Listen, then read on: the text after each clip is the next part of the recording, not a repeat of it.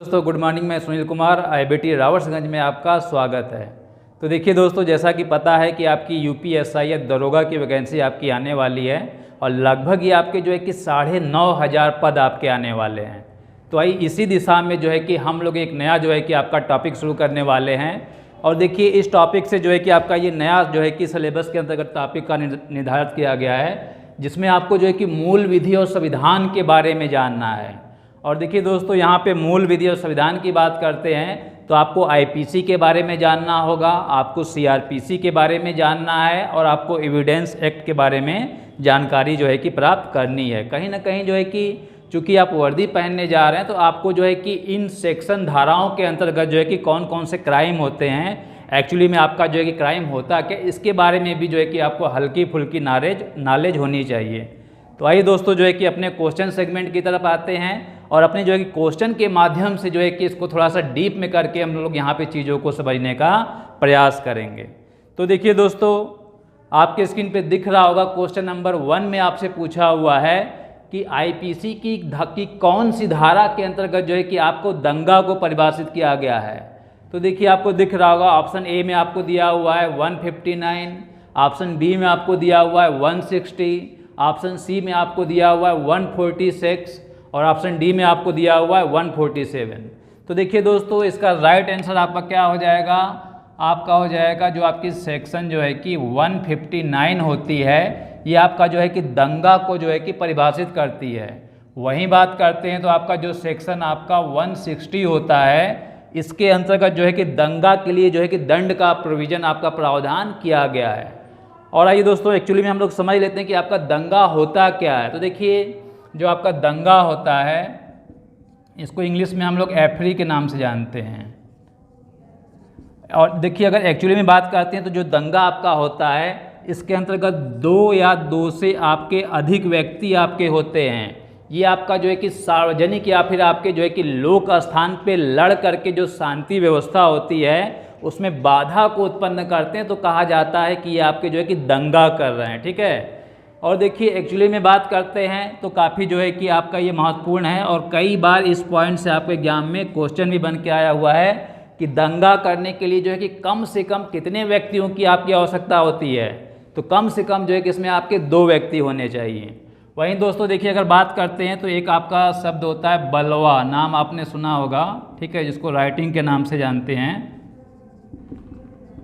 तो देखिए दोस्तों, अगर जो है कि बलवा की बात करते हैं तो आपका बलवा क्या होता है, तो देखिए जब 5 या फिर जो है कि 5 से अधिक व्यक्ति आपके होते हैं, ये किसी भी स्थान पर, चाहे आपका जो है कि वो पब्लिक प्लेस हो या फिर आपका जो है कि निजी स्थान होता है, वहाँ पे बल या हिंसा का प्रयोग करते हैं, तो कहा जाता है कि आपका वो बलवा कर रहे हैं। देखने में तो आपके दोनों दंगा और बलवा आपके जो है कि शब्द एक जैसे ही लग रहे हैं, लेकिन इसमें बेसिक आपका डिफरेंस होता है। देखिए जो आपका दंगा होता है, इसके लिए 2 मिनिमम जो है कि पर्सन आपके होने चाहिए और बलवा के लिए जो है कि मिनिमम आपके जो है कि 5 मेंबर आपको होना चाहिए। और देखिए अगर एक्चुअली में बात करते हैं तो आप लोग ऐसे भी समझ सकते हैं, जो आपका राइटिंग होता है इसके अंतर्गत आपका जो विधि विरुद्ध जो है कि जमाव आपका होता है, जिसको कि हम लोग अनलॉफुल जो है कि असेंबली के नाम से भी जानते हैं, हिंदी में समझ लीजिए इसको।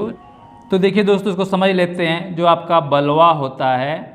एक्चुअली में आपका जो है कि जब विधि विरुद्ध जमाव आपका होता है, जिसे हम लोग जो है कि अनलॉफुल असेंबली के नाम से जानते हैं, इसके साथ आपका जो है कि बल या हिंसा का जब इसमें आपका ये इंक्लूड हो जाता है, तब आपका ये बलवा या आपका राइटिंग हो जाता है। वहीं दोस्तों देखिए अगर जो है कि इसके सेक्शन की बात करते हैं तो बलवा के लिए कौन सा आपका सेक्शन होता है, तो आपका आईपीसी की धारा जो है कि 146 के अंतर्गत जो है कि बलवा को जो है कि डिफाइन किया गया है। वहीं आपका जो है कि अनलॉफुल असेंबली किस आपके सेक्शन में है, तो 141 में होता है और आपका जो बल होता है ये 349 के अंतर्गत होता है। तो कहीं ना कहीं जो है कि आपका दंगा हो गया, बलवा हो गया, और एक और आपका शब्द होता है विधि विरुद्ध जमाव, ठीक है, जिसको हम लोग अनलॉफुल असेंबली के नाम से भी जानते हैं। तो देखिए इसके अंतर्गत भी आपका 5 या फिर जो है कि 5 से अधिक व्यक्ति जो है कि आपका जब आपके कोई भी लॉ उसके अगेंस्ट में जो है कि विधि के विरुद्ध आपका जब जमाव करते हैं, तो हम लोग कहते हैं आपका ये जो है कि अनलॉफुल असेंबली है। ठीक है। और देखिए एक्चुअली में बात करते हैं तो जो आपकी जो है कि विधि विरुद्ध जमाव होता है, ये सामान्य उद्देश्य इसका होता है। ये जो आपके जो लोक सेवक हो गए या फिर आपके जो है कि संसद या विधानमंडल से जुड़े हुए आपके सदस्य होते हैं, उनको जो है कि भयभीत या आतंकित करने का काम जो है कि आपका इसके माध्यम से किया जाता है। वहीं आप इसे और आसान भाषा में ऐसे भी समझ सकते हैं कि आपका जो विधि विरुद्ध जमाव होता है, सपोज करिए कोई भी आपकी विधि या कानून आपका पास हुआ है, तो उसके विरोध को प्रदर्शित करने के लिए जो है कि आपका ये विधि विरुद्ध जमाव को आपको किया जा सकता है। ठीक है, तो चलिए दोस्तों, उम्मीद करते हैं ये सारी चीज़ें आपको समझ में भी आई होंगी, क्वेश्चन भी आपको ये अच्छे से समझ में आया होगा। इसके बाद देखिए दोस्तों, आपके स्क्रीन पे दिख रहा होगा क्वेश्चन नंबर 2 में आपसे पूछा हुआ है कि जो आपका क है, ये जो है कि बिना कारण से जो है कि भीड़ पे आपका गोली चलाता है और उसमें से जो है कि एक व्यक्ति को जो है कि मार डालता है। ठीक है, तो आपको बताना है कि ये जो आपका ए है, ये आपका जो है कि किस अपराध के लिए आपका दोषी है। तो देखिए ऑप्शन ए में आपको दिया हुआ है हत्या का, ऑप्शन बी में आपको दिया हुआ है घोर उपहति का, ऑप्शन सी में आपको दिया हुआ है आपराधिक मानववध जो कि हत्या के कोट में नहीं आता है, और डी में आपको दिया हुआ है डकैती का। ठीक है, तो देखिए दोस्तों, इसका राइट आंसर आपका क्या हो जाएगा, ए वाला हो जाएगा। जो आपका ए है, ये आपके हत्या या मर्डर का आपका दोषी होता है। तो देखिए दोस्तों, अगर जो है कि बात करते हैं तो आपका जो है कि सेक्शन जो आपका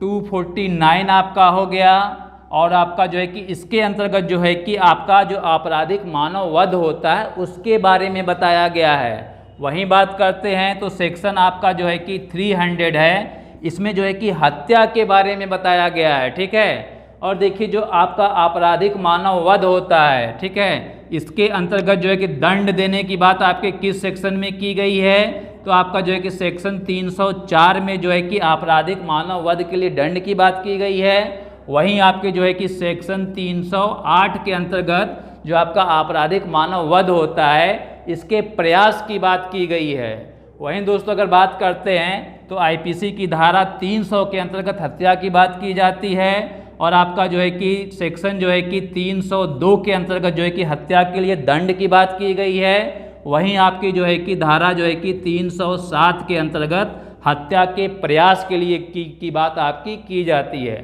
तो कहीं ना कहीं जो है कि इन सेक्शन के बारे में भी जो है कि आपको जो है जानकारी होनी चाहिए। वहीं दोस्तों, अगर देखिए बात करते हैं तो आपका जो है कि मानववध आपका होता क्या है, तो इसे भी हम लोग जो है कि 2 भागों में बांट करके देख सकते हैं। एक आपका होता है अनापराधिक मानववध होता है, दूसरा आपका होता है आपराधिक मानववध होता है। ठीक है, तो इसके बारे में एक बड़ा लंबा आपका कॉन्सेप्ट है, और एक्चुअली में ये बहुत टेक्निकल पॉइंट है। जब कॉन्सेप्ट में आएंगे तो वहाँ पे इन सारी चीज़ों को हम लोग डिटेल में देखने का प्रयास करेंगे। इसके बाद देखिए दोस्तों, क्वेश्चन नंबर 3 में आपसे जो है कि पूछा हुआ, आपके स्क्रीन पे दिख रहा होगा कि आईपीसी की किस धारा के अंतर्गत जो है कि चोरी को जो है कि आपका परिभाषित किया गया है। तो देखिए ऑप्शन ए में आपको दिया हुआ है 378, ऑप्शन बी में आपको दिया हुआ है 379, ऑप्शन सी में आपको दिया हुआ है 380, और जो है कि ऑप्शन डी में दिया हुआ है सेक्शन आपका 381। तो देखिए दोस्तों, इसका राइट आंसर आपका क्या हो जाएगा, तो ए वाला हो जाएगा। ठीक है, आपकी जो चोरी की बात की गई है किस सेक्शन में जो है कि इसे डिफाइन किया गया है, तो आपका जो है कि आईपीसी की धारा जो है कि 378 के अंतर्गत। वहीं दोस्तों बात करते हैं तो आपका सेक्शन जो है कि 379 के अंतर्गत जो है कि चोरी के लिए दंड की बात की गई है। वहीं आपका जो है कि सेक्शन आपका 380 के अंतर्गत जो है कि आपका घर या निवास के अंतर्गत जो है कि चोरी की बात आपकी की जाती है। तो कहीं ना कहीं जो है कि इन सारी चीज़ों को भी जो है कि आपको जानने की आवश्यकता होती है। तो देखिए दोस्तों, एक्चुअली में आपकी जो है कि चोरी होती क्या है, इसे भी हम लोग जान लेते हैं। तो देखिए सपोज करिए कोई व्यक्ति के जो है कि आपके जो है कब्जे में कोई भी आपकी वस्तु आपकी है, एक्चुअली में आपका वो मूवेबल प्रॉपर्टी होनी चाहिए, चल संपत्ति आपकी होनी चाहिए। तो देखिए किसी व्यक्ति के जो है कि आपके कब्जे में कोई आपकी चल संपत्ति होती है, और उस चल संपत्ति को कोई अन्य व्यक्ति आपका जो है कि बेईमानी पूर्वक जो है कि आशय से या कपटपूर्ण जो है कि आशय से उस संपत्ति को जो है कि वहाँ से हटाता है, या फिर जो है कि बेईमानीपूर्ण आशय से जो है कि उसे अपने अधिकार में ले लेता है, तो आप उसे कह सकते हैं कि आपका जो है कि चोरी होती है। और देखिए दोस्तों, जो है कि अगर चोरी की बात करते हैं तो इसमें जो है कि बेईमानीपूर्ण जो है कि आशय आपका आना जरूरी होता है, और संपत्ति आपकी क्या होनी चाहिए, चल प्रॉपर्टी आपकी होनी चाहिए। ठीक है, मतलब कि आपका जो है कि जैसे आपका सोना हो गया, चांदी हो गया, रुपए पैसे हो गया, मतलब कि ये आपकी मूवेबल प्रॉपर्टी आपकी होनी चाहिए। ठीक है, एक एग्जांपल हम लोग लेते हैं कि सपोज करिए कि जो है कि मैंने कोई किताब जो है कि आपकी जो है कि मेज पे रखा हुआ है, कोई स्टूडेंट आपका आता है और उसे जो है कि पढ़ने के उद्देश्य से जो है कि ले जाता है। ठीक है, तो देखिए यहाँ पे उस स्टूडेंट का आशय जो है कि आपका पढ़ना होता है, बेईमानी पूर्वक नहीं आपका होता है। उसका उद्देश्य बस आपका यही है कि मैं किताब ले जा रहा हूँ और उसको पढ़ने के बाद सर को वापस कर दूंगा। तो यहाँ आपका चोरी नहीं है। लेकिन जो है कि एक दूसरा केस हम लोग देखते हैं कि सपोज करिए जो है कि मैंने कोई बुक आपका जो है कि टेबल पे रखा हुआ है और एक स्टूडेंट वहाँ पे आता है, कहता है कि किताब तो बहुत अच्छी है, ये तो मेरे पास होनी चाहिए। तो उसके अंदर जो है कि एक चोरी की भावना आपकी डेवलप हो जा रही है, एक कपटपूर्ण जो है कि आपका आशय आ रहा है कि मुझे जो है किताब को जो है कि अपने पास रखना चाहिए, इसे चुराना चाहिए। तो उस उद्देश्य से ले जाता है, तो यहाँ पे वे आपका जो है कि चोरी होता है। तो क्वेश्चन नंबर 4 में आपसे पूछा हुआ है कि दंड प्रक्रिया की जो आपकी संहिता होती है, सीआरपीसी जिसे के नाम से हम लोग जानते हैं, इसके अंतर्गत जो आपका सम्मन है ये कैसा आपका होना चाहिए। तो देखिए ऑप्शन ए में आपको दिया हुआ है लिखित रूप में, ऑप्शन बी में आपको दिया हुआ है 2 प्रतियों में, ऑप्शन सी में आपको दिया हुआ है अलिखित, और डी में जो है कि आपको दिख रहा होगा आपका जो है कि लिखित होना चाहिए, 2 प्रतियों में होना चाहिए, साइन और जो है कि सील के साथ। तो देखिए आसान क्वेश्चन है, उम्मीद करते हैं आपने इसका आंसर दे दिया होगा। तो देखिए इसका राइट आंसर आपका डी वाला हो जाएगा। और एक्चुअली में बात करते हैं तो सम्मन आपका होता क्या है। तो देखिए न्यायालय में जो है कि आपकी उपस्थिति को सुनिश्चित करने के लिए आपका सम्मन भेजा जाता है। ठीक है, मतलब आप आसान भाषा में ऐसे समझ सकते हैं कि सपोज करिए कि जो है कि किसी केस या सुनवाई के जो है कि सिलसिले में जो है कि कोर्ट में जो है कि ट्रायल आपका चल रहा है। तो इस ट्रायल के अंतर्गत जो है कि आपको जो है कि हो सकता है गवाह के रूप में या फिर किसी एविडेंस को वहाँ पे प्रस्तुत करने के लिए आपको जो है कि वहाँ पे हाजिर के लिए प्रस्तुत किया जा सकता है। ठीक है, तो आप कह सकते हैं कि भाई न्यायालय में जो है कि आपकी हाजिरी को सुनिश्चित करने के लिए आपको पास एक सम्मन को भेजा जाता है। और देखिए एक्चुअली में बात करते हैं तो जो आपका सम्मन होता है ये हमारी दंड प्रक्रिया संहिता के अंतर्गत आपका जो सेक्शन होता है 61 टू आपके 69 के अंतर्गत जो है कि सम्मन को के अंतर्गत जो है कि सारी बातें आपको बताई गई हैं। एक्चुअली में 61 के अंतर्गत आपका बताया गया कि जो है कि सम्मन का प्रारूप कैसा होगा और इसके बाद जो है कि सारी चीज़ें कि इसकी तामीली आपकी कैसे होगी। सपोज करिए कोई व्यक्ति आपका जो है कि सम्मन नहीं आपका लेगा, तब आप क्या करेंगे, या भारत के बाहर किसी को सम्मन भेजना है या लोक सेवक को सम्मन भेजना है। तो इन सारी चीज़ों के सेक्शन के अंतर्गत ये सारी बातें हमें देखने को मिलती हैं। ठीक है, इसके बाद देखिए दोस्तों क्वेश्चन नंबर 5 में जो है कि आपसे पूछा हुआ, आपके स्क्रीन पे दिख रहा होगा कि दंड प्रक्रिया संहिता में जो आपका संज्ञेय अपराध होता है परिभाषित किया गया है। ठीक है, तो देखिए ऑप्शन आपको ए में दिख रहा होगा 2D में, ऑप्शन बी आपको दिख रहा होगा 2C में, ऑप्शन सी आपको दिख रहा होगा 2L में और ऑप्शन डी आपको दिख रहा है 2Q में। तो देखिए दोस्तों इसका राइट आंसर आपका क्या हो जाएगा, देखिए बी वाला, मतलब कि आपका जो 2C होता है इसके अंतर्गत जो है कि संज्ञेय अपराध को जो है कि परिभाषित किया गया है। तो आइए हम लोग समझ लेते हैं कि एक्चुअली में आपका जो है कि संज्ञेय अपराध या कॉन्जुगल आपका ऑफेंस होता क्या है। तो देखिए जो आपका कॉन्जुगल ऑफेंस होता है इसके अंतर्गत कोई भी आपका जो है कि पुलिस अधिकारी होता है, ये जो है कि प्रथम अनुसूची या इसके जो तत्समक आपकी जो है कि विधि होता है इसके अधीन जो है कि बिना वारंट के जो है किसी व्यक्ति को जो है कि अरेस्ट करता है, तो हम लोग कह सकते हैं ये आपका जो है कि संज्ञेय अपराध होता है। इसे जो है कि आसान भाषा में हम लोग ऐसे समझ सकते हैं कि जो भी आपके अपराध जो है कि 3 वर्ष या 3 से ज़्यादा वर्ष से आपके जो है कि कारावास से दंडित होते हैं उन्हें हम लोग संज्ञेय अपराध की श्रेणी में जानते हैं। ठीक है, वहीं दोस्तों देखिए अगर बात करते हैं तो आपका जो है कि 2L के अंतर्गत जो है कि आपका असंज्ञेय अपराध की बात की गई है, आपका नॉन कॉन्जुगल ऑफेंस की बात की गई है। इसके अंतर्गत देखिए होता क्या है, इन दोनों में डिफरेंस भी हम लोग देख लेते हैं। तो देखिए जो संज्ञेय अपराध आपका होता है इसके अंतर्गत जो आपका पुलिस अधिकारी होता है ये जो है कि बिना वारंट के या फिर आप कह सकते हैं बिना मजिस्ट्रेट के परमिशन के जो है कि किसी भी जो है कि केस की इन्वेस्टिगेशन आपका कर सकता है या फिर जो है कि किसी व्यक्ति को अरेस्ट आपका कर सकता है। लेकिन वही जो आपका जो है कि 2L आपका होता है असंज्ञेय अपराध के अंतर्गत, पुलिस अधिकारी आपका होता है बिना मजिस्ट्रेट के जो है कि आर्डर के या फिर उसके आदेश या निर्देश के जो है कि आपका किसी भी व्यक्ति को आपका ना तो अरेस्ट कर सकता है, ना ही उस संदर्भ में जो है कि कोई आपकी एक्टिविटी आपका कर सकता है। ये आपकी बेसिक आपके जो है कि आपके डिफरेंस इसके अंतर्गत सम्मिलित होते हैं। इसके बाद देखिए दोस्तों, क्वेश्चन नंबर जो है कि 6 में आपसे पूछा हुआ है सीआरपीसी की धारा 41C के अंतर्गत जो है कि जो राज्य सरकार आपकी है ये पुलिस नियंत्रण कक्ष को आपका स्थापित करेगी। ठीक है, ऑप्शन ए में आपको दिया हुआ है केवल जिला स्तर पे, ऑप्शन बी में आपको दिया हुआ है राज्य स्तर पे, ऑप्शन सी में आपको दिया हुआ है जिला एवं जो है कि राज्य जो है स्तर पे, और डी में आपको दिया हुआ है इनमें से कोई नहीं। तो देखिए दोस्तों, इसका राइट आंसर आपका क्या हो जाएगा, तो सी वाला आपका हो जाएगा। ठीक है, जो राज्य सरकार आपकी होती है ये आपका डिस्ट्रिक्ट और जो है कि स्टेट आपके लेवल पे जो है कि आपका ये पुलिस नियंत्रण कक्ष को आपका स्थापित करेगी। और देखिए दोस्तों, अगर जो है कि एक्चुअली में बात करते हैं तो आपका जो ये पुलिस जो है कि आपका नियंत्रण कक्ष होता है, यहाँ पे जो है कि कौन सा पुलिस अधिकारी जो है कि किस अपराधी को अरेस्ट किया हुआ है और उस पुलिस अधिकारी का नाम क्या होता है, इन सभी का विवरण जो है कि यहाँ पे आपका दिया हो।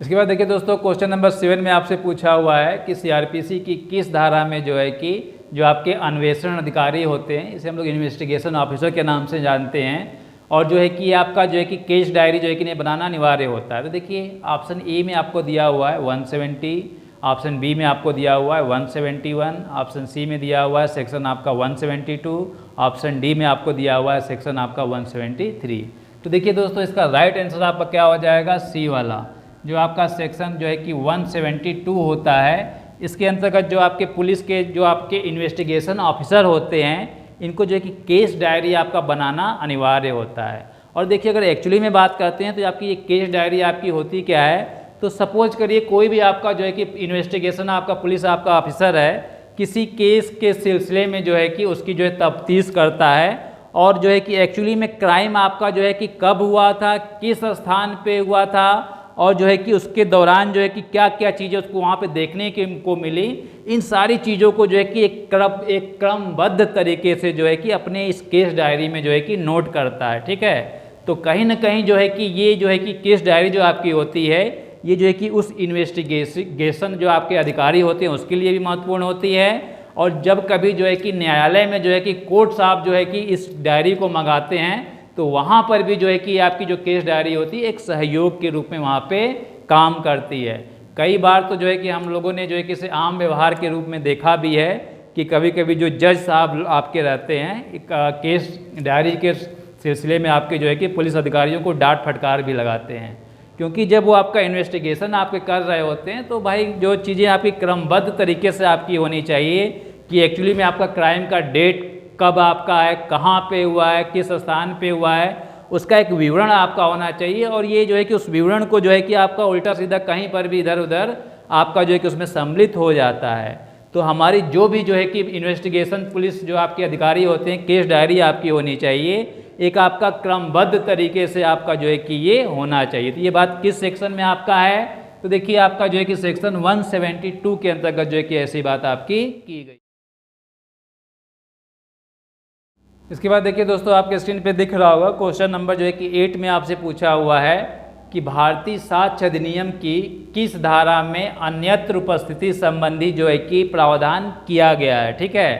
तो देखिए ऑप्शन ए में आपको दिया हुआ है धारा 7 में, ऑप्शन बी आपको दिख रहा होगा धारा 8, ऑप्शन सी आपको दिख रहा होगा धारा 11, और आपको जो है कि ऑप्शन डी में दिख रहा होगा धारा आपका 4 में। तो देखिए ये आपका जो है कि एविडेंस एक्ट के अंतर्गत आपका ये सम्मिलित होता है। तो ये देखिए इसका राइट आंसर आपका सी वाला हो जाएगा। तो देखिए जो हमारी भारतीय साक्ष्य अधिनियम है, जिसे हम लोग जो है कि एविडेंस एक्ट के नाम से भी जानते हैं, तो जो है कि आपके धारा या सेक्शन आपके जो है कि 11 के अंतर्गत जो है कि अन्यत्र उपस्थिति का जो है कि सिद्धांत या प्रावधान किया गया है। और देखिए इसी को ही हम लोग प्ली ऑफ एल्बाई के जो है कि सिद्धांत के नाम से भी जानते हैं। और देखिए इसका जो है कि इसे आसान भाषा में हम लोग ऐसे समझ सकते हैं कि सपोज करिए कि भाई कोई क्राइम आपका जो है कि रावर्ट्सगंज में हुआ है, ठीक है, और जो है कि मुझे उसका अभियुक्त बनाया जाता है, तो इसके बचाव में जो है कि मैं जो है कि अपने साक्ष्य को प्रस्तुत कर सकता हूँ कि जिस दिन जो है कि रावर्ट्सगंज में जो है कि आपका कोई मर्डर आपका हुआ था, उस समय जो है कि मैं आपका जो है कि लखनऊ या फिर जो है कि आपका मुंबई में आपका स्थित था, ठीक है, निवास। इसके बाद देखिए दोस्तों, क्वेश्चन नंबर 9 में आपसे पूछा हुआ है कि जो खोजी कुत्ते के द्वारा जो खोजा गया आपका साक्ष्य होता है, ये आपका जो है कि किस श्रेणी में आता है। तो देखिए ऑप्शन ए में आपको दिया हुआ है मौखिक साक्ष्य, बी में आपको दिया हुआ है दस्तावेजी साक्ष्य, और सी में आपको दिया हुआ है वैज्ञानिक साक्ष्य, और आपका जो है कि डी में आपको दिया हुआ है जो है कि अनुश्रुत साक्ष्य, ठीक है। तो देखिए इसका राइट आंसर आपका क्या हो जाएगा, सी वाला हो जाएगा। देखिए जो खोजी कुत्ते के द्वारा जो आपका एविडेंस दिया जाता है, इसे हम लोग वैज्ञानिक जो है कि साक्ष्य या फिर साइंटिफिक एविडेंस के अंतर्गत सम्मिलित करते हैं। देखिए दोस्तों, क्वेश्चन नंबर 10 में आपसे पूछा हुआ है, आपके स्क्रीन पे दिख रहा होगा कि आईपीसी की किस धारा के अंतर्गत जो है कि मानहानि को परिभाषित किया गया है। तो देखिए ऑप्शन ए में आपको दिया हुआ है 499, ऑप्शन बी में आपको दिया हुआ है 500, ऑप्शन सी में आपको दिया हुआ है 501, और डी में आपको दिया हुआ है सेक्शन 502। तो देखिए दोस्तों, इसका राइट आंसर आपका हो जाएगा ए वाला, ठीक है। जो आपका मानहानि डिफेमेशन होता है, ये हमारा जो है कि सेक्शन आपका है 499 के अंतर्गत जो है कि इसकी परिभाषित डिफिनेशन दी गई है। वहीं बात करते हैं तो सेक्शन आपका जो है कि 500 के अंतर्गत आपका इसके पनिशमेंट के संदर्भ में जो है कि बात आपकी की गई है। और एक्चुअली में बात करते हैं तो आपका जो है डिफेमेशन या मानहानि आपका होता क्या है, इसे भी समझ लेते हैं। तो देखिए, जब किसी व्यक्ति के ऊपर आपका मौखिक या फिर जो है कि लिखित रूप से, या फिर आप कह सकते हैं जी कि दृश्य निरूपण के द्वारा, या फिर जो है कि आप कह सकते हैं सिंबॉलिक मतलब प्रतीकात्मक रूप से कोई लांछन लगाया जाता है, ठीक है। और इस लांछन के द्वारा जो है कि उस व्यक्ति की प्रतिष्ठा आपकी धूमिल होती है या फिर कम होती है, तो कहीं ना कहीं ये मानहानि के अंतर्गत आपका ये सम्मिलित हो जाता है। एक्चुअली में बात करते हैं तो मानहानि के लिए दंड देने का प्रावधान आपका 500 में है। डिफिनेशन की बात आपका सेक्शन जो है कि 499 में की गई।